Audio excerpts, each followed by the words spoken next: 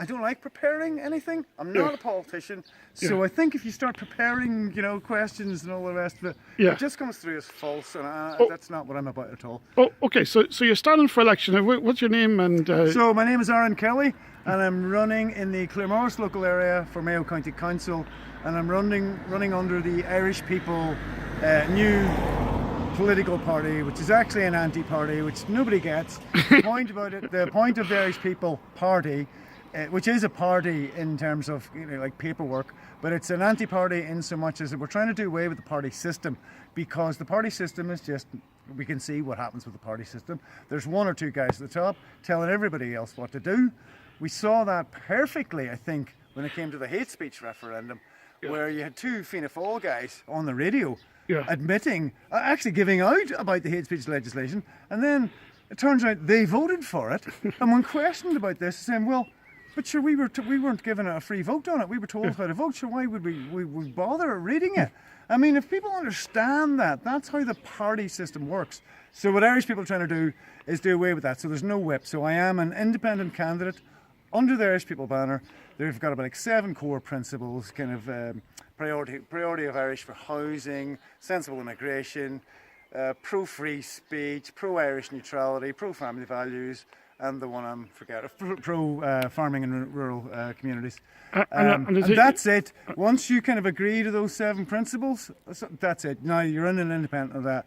Obviously, if I started screaming, we need more immigration and all the rest of it, then somebody might approach me. But, with agreeing with those 7 principles, and I kind of develop my own policies from that. Oh, okay, so give us your own policies.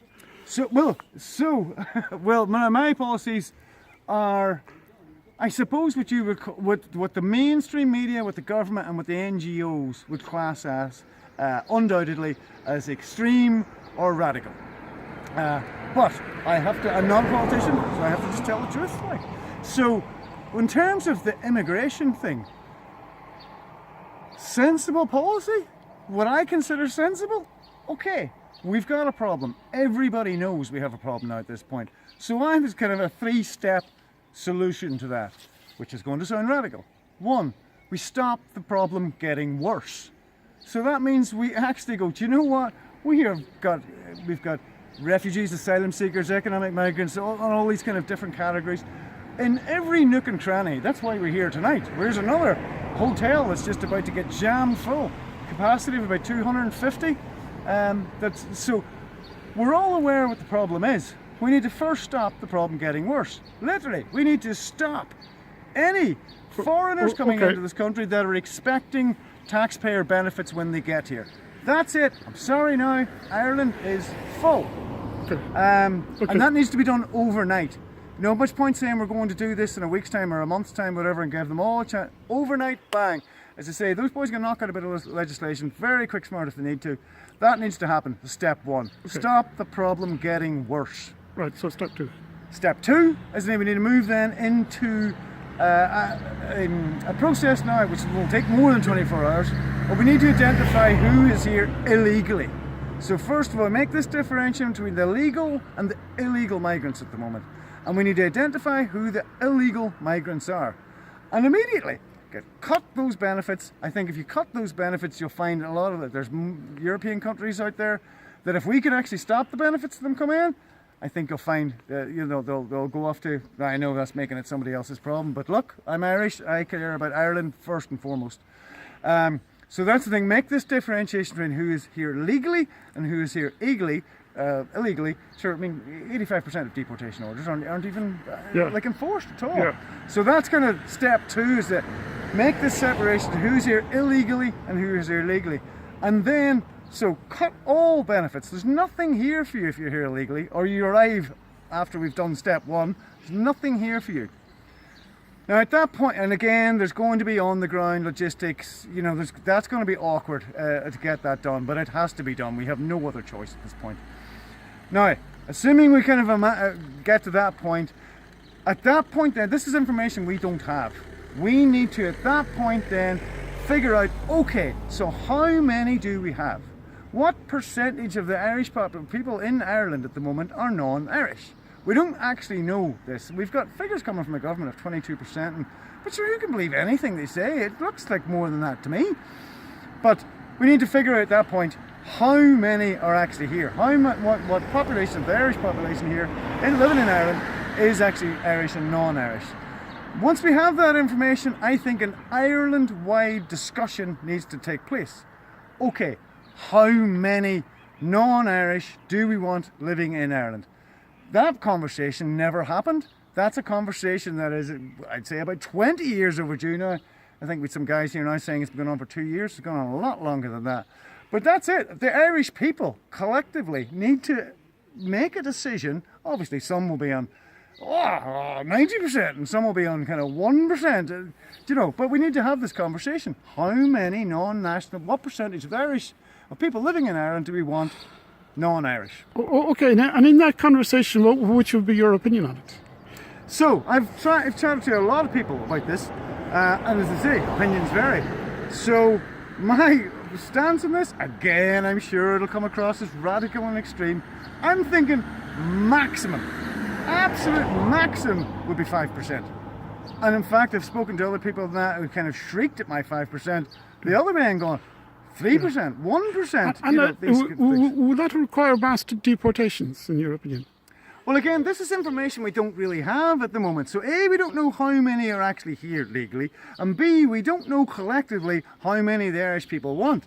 So obviously the answer to that question is going to kind of come out of that, what do you want to call that, a public consultation or whatever. So it's difficult to say that, but maybe just to say a little bit on it, absolutely think that what we should be doing is whatever percentage that we do have non-Irish here, I think we should use this for skill gaps, for gaps in our own industry, that we have people coming in, foreign workers coming in, making a good bit of money, training up our own guys so we can get self-sufficiency in whatever area that is. So use this to our advantage.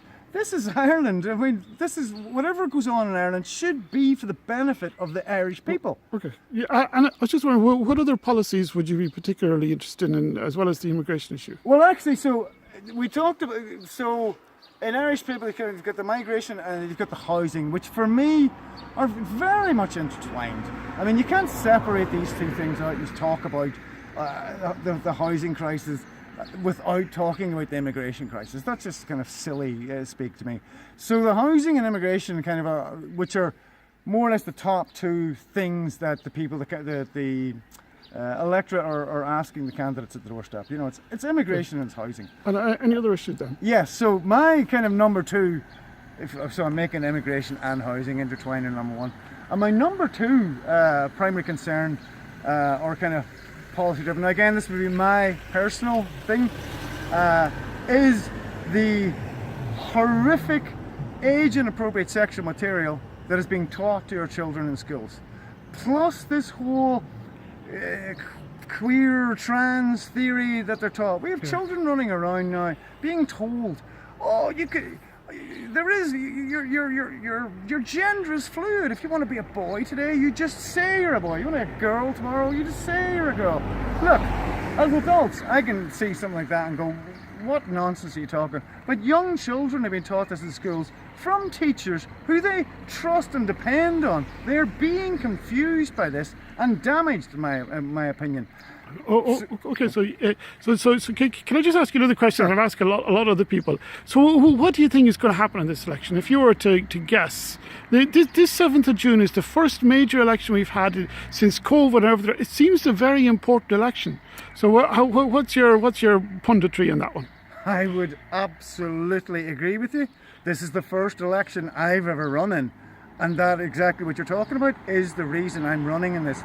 This is a critical moment for Ireland here now. This election is crucial. Now, obviously, if we take the two together, these local elections, I mean, there's the European thing going on as well. That's kind of outside my remit here now. But the idea is to use these local elections now to gauge how many of the Irish public are, what I'm talking about there, similar mindset.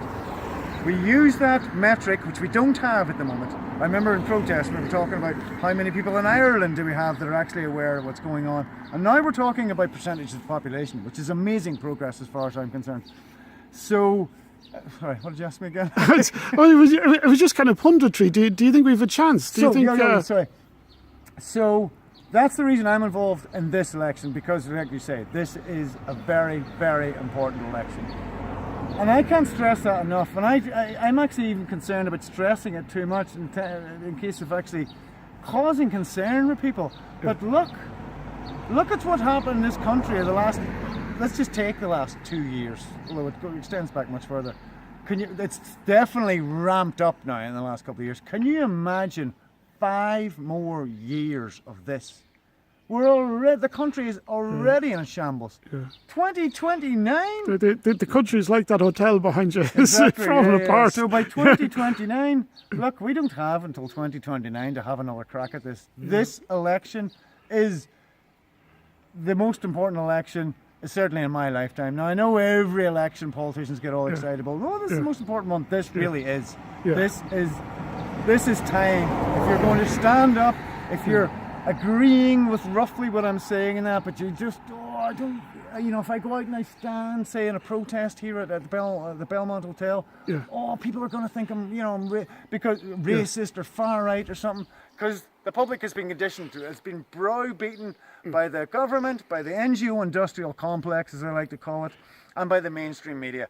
Anybody that's against mass immigration into Ireland is a far-right racist, despite the fact that they're all now saying, even Sinn Féin, we're against open borders. No, we had a Fianna Fáil guy down here the last day, acting all concerned. Fianna Fáil guy, it was your party that created this mess. How dare you come down here and start waffling on about what you're going to do for the people? You caused this. And I know local politicians say, oh, no, sure, we've no power and all the rest of it.